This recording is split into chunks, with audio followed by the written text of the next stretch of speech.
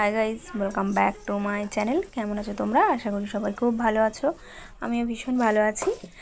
এবারের বর্ষাকালটা একটু অন্যরকম। প্রায় দিনই কিন্তু বৃষ্টি হচ্ছে, আর এই বৃষ্টিতে তালের বড়া খেতে কিন্তু ভীষণ ভালো লাগে। তাই আজকে তোমাদের সাথে শেয়ার করব তালের বড়া রেসিপি। পুরো ভিডিওটা দেখো, আশা করছি তোমাদেরও ভীষণ ভালো লাগবে। ভালো লাগলে অবশ্যই একটা লাইক আর বন্ধুদের সাথে শেয়ার করতে ভুলবে না। আর চ্যানেলে যারা নতুন বন্ধু এসেছো, অবশ্যই চ্যানেলটিকে সাবস্ক্রাইব করে পাশে থাকা বেল আইকনটি প্রেস করে দেবে। আর এরকম বড় বড় তালের বড়া দোকানে কিন্তু কিনতে পাওয়া যায়। অনেকেই বাড়িতে বানানোর ঝামেলার জন্য দোকান থেকে কিনে এনে খায়। তবে আজকে যেই টিপসগুলো আমি বলে দেবো, সেগুলো যদি তোমরা ফলো করো, দোকানের মতোই তোমরা বাড়িতেই বানিয়ে নিতে পারবে। তবে দোকানের থেকে অনেক বেশি ভালো হবে। দোকানে তালের বড়াগুলোর মধ্যে তালের গন্ধই থাকে না। তো এই তালের বড়া বানানোর জন্য প্রথমে কিন্তু আমি তালটাকে খুব ভালো করে ছাড়িয়ে নেব। তো এই তালের মাড়ি বের করানোর রেসিপি তোমাদের সাথে আমি আগেই শেয়ার করেছি, তোমরা চাইলে সেখান থেকেও দেখে নিতে পারো। আর কিভাবে স্টোর করে রাখবে তারও টিপস কিন্তু আমি সেই ভিডিওতে দিয়ে দিয়েছিলাম, তোমরা চাইলে সেখান থেকে দেখে নিতে পারো।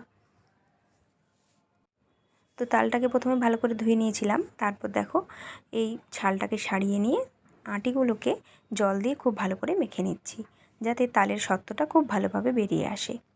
তো আমার কাছে এরকম একটা মেশিন আছে, তো আমি এটার সাহায্যে তালের মাড়িটা বের করে নিচ্ছি। আর আগে যে ভিডিওটা আমি শেয়ার করেছিলাম, তাতে কিন্তু আমি অনেকভাবে তালের মাড়ি বের করানোর উপায় দেখিয়েছি।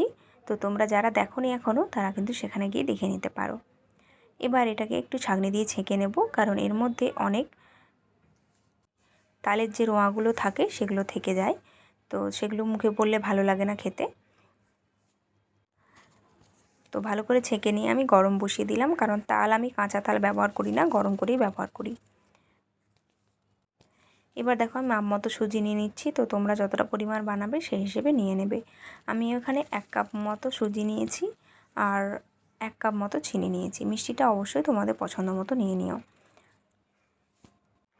আর সুজি ময়দা দিয়ে যেহেতু বানাবো, তাই সুজির পরিমাণটা তোমরা কিন্তু বেশি দিতে পারো। আমি 2 কাপ ময়দা দেবো আর 1 কাপ সুজি। এখানে 1 কাপ দুধ দিয়ে এটাকে ভালো করে ভিজিয়ে নিলাম। এতে কি হবে, চিনিটাও খুব ভালোভাবে গলে যাবে আর সুজিটাও কিন্তু সুন্দরভাবে নরম হবে। তোমরা যদি তালের মাড়ি বেশি ব্যবহার করতে চাও, সেক্ষেত্রে দুধের পরিমাণটা আরেকটু তোমরা কমিয়েও দিতে পারো। 1/2 কাপ মতো দিলেই হবে, বা দুধের পরিবর্তে জলও দিতে পারো।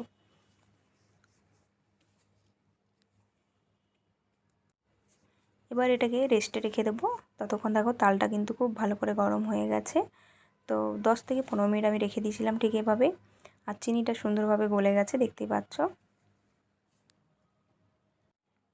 এবার এখানে ময়দাটা অ্যাড করে দেব। তোমরা ময়দার পরিবর্তে কিন্তু আটাও ব্যবহার করতে পারো।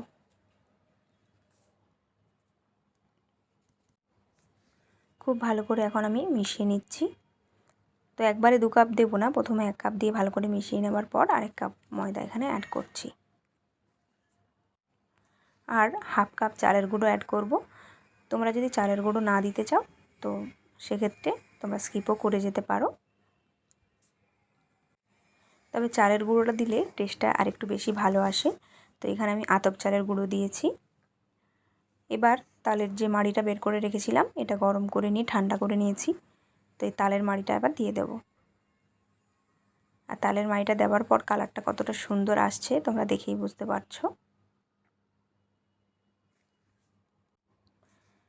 এখন এটাকে খুব ভালো করে একটু ফেটিয়ে নেব।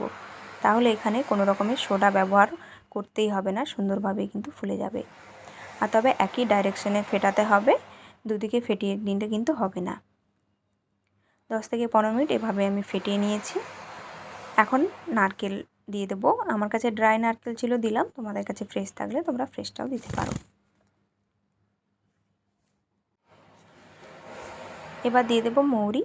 তো মৌরিটা যারা পছন্দ করো তারা দেবে, আর যদি পছন্দ না করো তোমরা কিন্তু স্কিপ করে যেতে পারো। অনেকে আবার এলাচও পছন্দ করে, তো সেক্ষেত্রে তোমরা এলাচও দিতে পারো। আবারও সমস্ত কিছু খুব ভালো করে মিশিয়ে নিচ্ছি। ব্যাটারটা কিন্তু একদম রেডি হয়ে গেছে, দেখতেই পাচ্ছ ঘনত্বটা ঠিক কতটা হয়েছে। এবার এগুলোকে ভেজে নেওয়ার পালা। তো কড়াইতে আমি সাদা তেল দিয়ে দিয়েছি প্রায় 1/2 লিটারের মতো। তেলটা একটু গরম হয়েছে কিনা প্রথমে চেক করে নেব। প্রথমে একটু ব্যাটারটা দিয়ে আমি দেখে নিলাম, দেখো সুন্দরভাবে ফুলে উঠেছে, তার মানে তেলটা কিন্তু প্রায় এসে গেছে। তো আমি আরেকটু হিট করে নেব, তারপর তালের বড়াগুলো ভাজবো। তালের বড়াগুলো কিভাবে দেবে তোমরা দেখে নাও, গাগুলো একদম সরল হবে আর একটাই মাত্র মুখও হবে। অনেক সময় হয় না পকোড়ার মতো 4-5টা মুখ হয়ে যায়, তো তখন গাটা সরল হয় না, দেখতে খুব একটা সুন্দর লাগে না। তো এইভাবে করে তোমরা যদি করো তাহলে দেখবে গাটা একদম সরল হবে, মানে ঠিক যেভাবে আমরা বড়ি দিই সেইভাবে। তো আমি এক এক করে সবগুলো দিয়ে দিচ্ছি, আর দেওয়ার সাথে সাথেই কিন্তু হালকা হালকা ফুলতে শুরু করেছে। আর দেখতে পাচ্ছ উপর দিকে কি সুন্দর ভেসে উঠেছে। তো এই পিঠ ওপিঠ আমি একটু উল্টে পাল্টে লাল লাল করে ভেজে নেব। আঁচটাকে কিন্তু এখন আমি মিডিয়ামে রেখেছি। তেলটা হিট হয়ে যাওয়ার পর আর কিন্তু কমানো বা বাড়ানো চলবে না, মিডিয়াম হিটেই সব বড়াগুলো ভেজে নিতে হবে। আর দেখতেই পাচ্ছ কতটা বড় বড় হয়েছে, ঠিক দোকানের মতো, আর দেখতে কতটা সুন্দর হয়েছে। তো বড়াগুলো সুন্দরভাবে হয়ে গেছে, এখন আমি তুলে নিচ্ছি।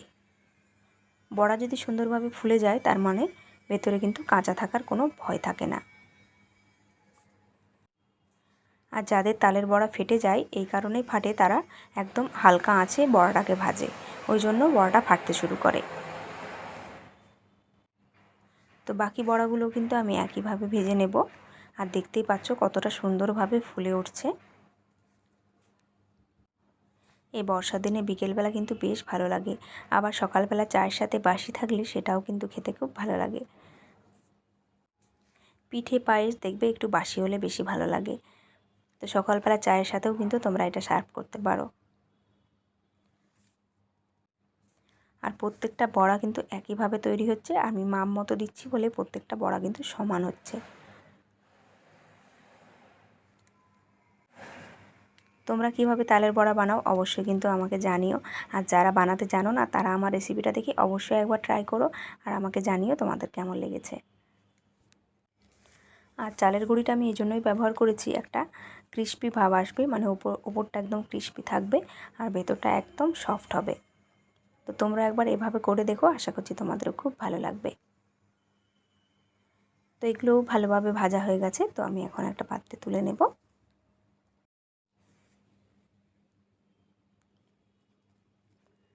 দেখো প্রত্যেকটা বড়া কত সুন্দরভাবে তৈরি হয়েছে। একটা তোমাদেরকে ভেঙে দেখাচ্ছি যে ভেতরটা এটা কতটা নরম হয়েছে। তো এটা গরম থাকা অবস্থা বলে একটু উপরটা হার্ড লাগছে, তবে এটা যখন ঠান্ডা হয়ে যাবে না এত নরম তুলতুলে হবে না, মুখে দিলে একদম মিলিয়ে যাবে। দারুণ লাগে খেতে, গরম থাকা অবস্থাতেও ভালো লাগে কারণ উপরটা একদম ক্রিস্পি হয়ে থাকে আর ভেতরটা নরম, আর যখন ঠান্ডা হয়ে যায় তখনও কিন্তু ভালো লাগে খেতে। আর দেখতে পাচ্ছ ভেতরটা কতটা জালিদার তৈরি হয়েছে। তো আজকের মতো আসি, দেখা হবে নতুন কোনো ভিডিও নিয়ে, ততক্ষণ ভালো থাকবে, সুস্থ থাকবে।